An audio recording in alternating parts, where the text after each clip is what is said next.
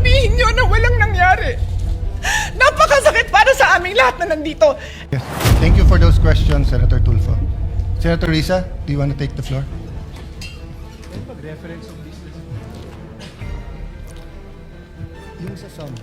Salamat po, Mr. President. Mr. President, I rise on a matter of personal and collective privilege. Mr. President, halos isang linggo na matapos ang habulan at barilan dito sa Senado. Sa loob-loob ko, hindi ako mapanatag na simula nung Lunes, ang ipinapakita natin ay para bang walang nangyari. Na para bang hindi nabastos ang ating institusyon, ang ating mga empleyado at ang mga Pilipino. Hindi maliit na bagay ang nangyari dito at lalong hindi dapat inaasa sa mga Facebook Live, press conferences at media interviews ang pagtatahi-tahi ng mga pangyayari. Ganito na ba talaga kababa ang inabot ng ating politika sa Pilipinas? Ito na ba tayo, Mr. President? Tuluyan na bang nilihis ng politika ang ating mga pamantayan sa pakikipagkapwa? The situation stooped so low that here, in and around these same august halls, may pwedeng magkasa ng barel sa harap ng mga sibilyan. Dear colleagues, kahit kailan, hindi yan nangyari sa Pilipinas. Kahit panahon ng kudeta, not even during the darkest days of martial law, did gunfire erupt within our halls. So, whether we stand in the minority or in the majority, the Senate, as an institution, has sustained a profound injury to its dignity, credibility, and moral authority before the Filipino people.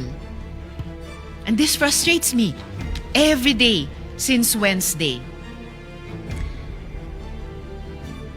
including in the context of initial findings from the investigation conducted by the Department of Justice, the Department of the Interior and Local Government, and the Philippine National Police, beginning to reveal various points. Patuloy pa rin ang investigasyon, Mr. President, at dapat lang. But still, this needs to be said. Kapag may nagpaputok ng barel, right here in the people's house, kapag naghasik ka ng takot sa mga empleyado, sa media, sa security personnel, at sa mga sibilyan, kapag may natroma dahil sa karahasan, at umuuwing nanginginig at hindi mapakali sa sariling bahay, lampas na ito sa isyu ng pamumulitika. Pambabastos na yan at pang-aabuso sa lahat-lahat ng ipinagkatiwala sa Senado bilang mga lingkod bayan. As we all know, democracy has always made room for disagreement. But, dear colleagues, hindi na ito political disagreement. Hindi na ito isyu ng kampihan. What should trouble us is the manner by which this agreement is being settled, which reflects a broader national discourse that has become more coarse and unforgiving. When aggression is normalized and humiliation is treated as political currency. We cannot have a culture that proudly treats fellow Filipinos as enemies to be defeated, all in the name of clout. Yung mga pagbabanta, pambibintang, pananakit ng damdamin, hindi yan ang dapat ginagawang sukatan ng tapang. Kahit magkakatunggali sa politika, hindi tayo dapat ganyan sa isa't isa, lalo na dito sa Senado. Hindi ito tahanan ng ganyang kababang uri ng politika. Ngayon, higit sa kailanman, dapat manaig ang ating pagka-Pilipino. I refuse to believe na tayong mga Pilipino ay mga bulag na sumusunod sa sinumang politiko. I refuse to believe na wala nang natitirang malasakit, hiya, o pagmamahal sa bayan. Kasi ang mga krisis, ang mga sakuna, hindi yan nagtatanong kung sinong kakampi mo sa politika. Lahat tayo tinatamaan at lahat tayo may responsibilidad. At tayo mismo, dito sa Senado, kaya nating magkasundo. In fact, all of the laws I myself have championed could not have passed without the support of those from across the political aisle. And I refuse to believe that this institution that has crafted laws for the most marginalized, that has conducted crucial investigations, that have moved the needle at various political junctures, is beyond repair or redemption. Let us remember, Mr. President, that we have a bicameral legislature with a Senate elected at large, precisely to have a body that can rise above parochial concerns and craft a vision for the entire nation. At kaya kong sabihin ng buong puso that this Senate has, at its best, shown that disagreement does not destroy our common duty. We have passed laws across party lines. That is why we cannot act as though nothing happened last week. Alam natin ang tama at mali. Alam natin kapag sumosobra na. And this is what our country needs from us now. For the Senate, in this difficult hour, to reflect the best of our people. May we prove worthy of the trust that our people have placed in us.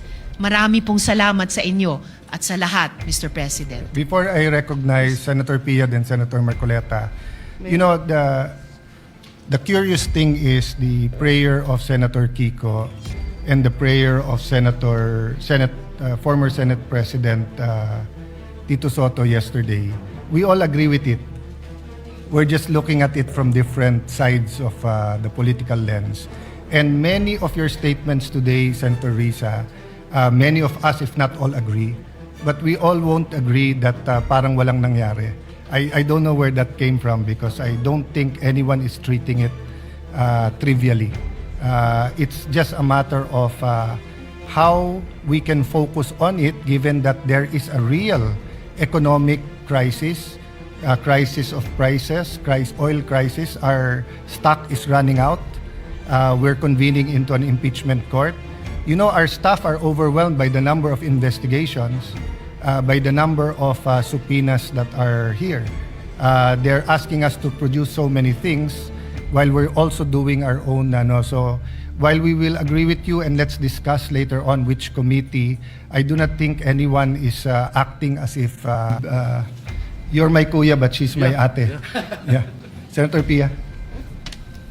Mr. President, I also will not interpolate or make my own privileged speech today as requested by the Senate President. I reserve my right to make the proper interventions at the time that the Senate President and our other colleagues agree upon. But I just want to make this quick statement. Parang walang nangyari. Yan po ang statement ng ating butihing Senadora Risa Hontiveros. Siguro po para sa inyong mga wala dito. Pero para sa amin na nandito, napakaraming nangyari. Takot na takot po ako na kailangan ko na magpaalam sa mga anak ko. At yung staff ko, 2 pintuan ang pagitan ko sa putukan. Yung staff ko na si Claire, na 20 years na sa akin, nandun siya sa labas. She has a 12-year-old son. Kinuwento niya sa akin late na tumatakbo siya, hindi niya alam kung saan siya pupunta. Kaya para sabihin niyo na walang nangyari. Napakasakit para sa aming lahat na nandito.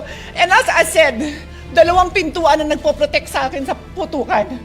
Pero yung media, yung Senate staff, yung hindi naman makauwi dahil sila ang security, sila ang elevator women and boys natin, nandoon po sila. So dear colleagues, napakarami nang nangyari. And one more thing, wala ho akong sinisisi. Pero nung pagkatapos ng lahat, pagtingin ko ng group natin, yung dating majority group, walang ni isa sa inyong nangamusta sa amin. Some of you I've known for 20 20 years, 10 years, and I didn't even hear any of you say, kamusta na kayo dyan? Napakasakit nun sa akin. Sobrang sakit. So yun lang ang masasabi ko. Yes, I am very ready to share my story, to ask questions. Pero kung wala ho kayo dito, huwag niyong questionin yung mga nangyari sa mga nandito. Dahil nandito kami, kasama ng staff namin, Senate staff. You have your own story, I respect that. But please respect my own story. Thank you, Mr. President. Minority Mr. Leader. President, yes, of course, we sympathize with the manifestation made by Senator Pia Cayetano. But my position is merely to give a suggestion for your consideration and for the consideration of our colleagues. I think this particular issue, once culminated, should be referred to the Committee of the Whole. The reason being, it is an extraordinary remedy necessary because of the issues of Senate institutional security. The chamber itself is affected. The institution is threatened. There are multiple Senate committees that are going to be involved: public order, justice, rules, ethics, even finance, because of the procurement of the weapons allegedly that were used. So the Senate has a direct institutional stake, every senator. So this is not just a majority or minority. So therefore, may I give a suggestion that you consider the possibility of all these manifestations be referred to the Committee of the Whole. And in the past, the Committee of the Whole, when we investigated Parmali, we investigated PhilHealth, it was the Senate President that chaired the Committee of the Whole, unless he appoints a This co-chairman. representation always takes, you know this, Your Honor, always takes your suggestions seriously. So Thank you. you're suggesting we use Rule 14 and Section 14 of the rules and create a special committee, the Committee of the Whole. Is that correct? Yes. Mr. President, if I may, Mr. President. And before that, since we're going to go into caucus to speak about the calendar, may I ask the Minority Leader if it's acceptable that we discuss it there? Later in the caucus, just so that we don't have to discuss everything on the floor and and we get the other business that we have to do today done with. No? Can I, Mr. President? Yes. Mr. Majority President, Leader. I'm sorry, Mr. President, but just to put on record, there are a lot of senators who wanted to speak and reserve their On right this issue. on this particular Put issue. it on We record have- so that we yes, can we have amend it. Senator Mark Villar, Senator Camille Villar, Senator Jinggoy Estrada, Senator Robin Hood Padilla, Senator Bongo, Senator Lauren Legarda, Senator Win Gatchalian, and even this representation, Mr. President. So, if I may, Mr. President, and with the indulgence of our colleagues, I think we already made that decision that on Monday, come Monday, we can talk about this, Mr. President, and of course, entertain the idea being raised by our minority leader. So, with that, Mr. President, may I just move that we proceed with the reference of business so that the resolutions I just have to recognize Senator Ontiveros with that pakiusap of everyone. we that yield, Mr. President. Yes. We yield to the distinguished lady, Mr. President. Maraming salamat, Mr. President. I empathize with the experiences and the feelings expressed by the gentlewoman from Taguig and Pateros. May I just repeat what I clearly stated at the context of na parang walang nangyari. I'm talking about ngayon, after those terrible events that caused fear and a lot of other negative emotions and experiences sa ating mga colleagues, sa ating mga Senate staff, sa security unit dito at sa Senate media.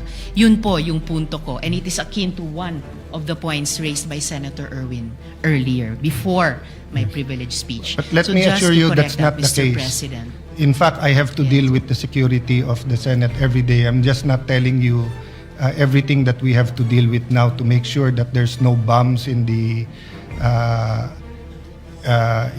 area, just like every day except this time. And also, making sure that there's no miscommunication between the executive, legislative, judiciary, and the international community. That's precisely why we are waiting for the complete investigation, because there are matters that when are discussed in public will cause more alarm and confusion rather than clarity. But that doesn't mean na parang walang nangyari lang. I think that's the point where there will be strong answers, Senator Risa. But of course, you have your point of view, and we respect that. Thank you, Mr. President. And lastly, just for the record, as I said earlier, I deeply respect the emotions of our distinguished colleague. It's evident that the violence that breached our halls has profoundly affected all of us. And I don't doubt, Mr. President, the leadership's personal distress over what transpired. However, when I stated that it feels now as though walang nangyari, I was not speaking about our personal feelings. I was speaking about our institutional posture. Thank you for that. Our grief as senators is valid, but our mandate requires action. Salamat po ng marami, Mr. President. Thank you for that statement. And personally, I've stated this again and again. And I don't doubt the sincerity of President Marcos when he called to check if we are safe and to assure us that it wasn't an attack from the executive department. I don't doubt that. That's why we're waiting for the full investigation. Thank you. Majority Leader, let's Yes, proceed. Mr. President, just to put on record, it's really way different when you are here inside this Senate premises, especially during the time when we were inside that one room, Mr. President. I would still recall the gunshots, the smelling of gunpowder, Mr. President, and everything that we had experienced. So it's really different, Mr. President. Just want to put that on record. With that, Mr. President, may I move now to that we proceed with the reference of business. Yes. Please proceed.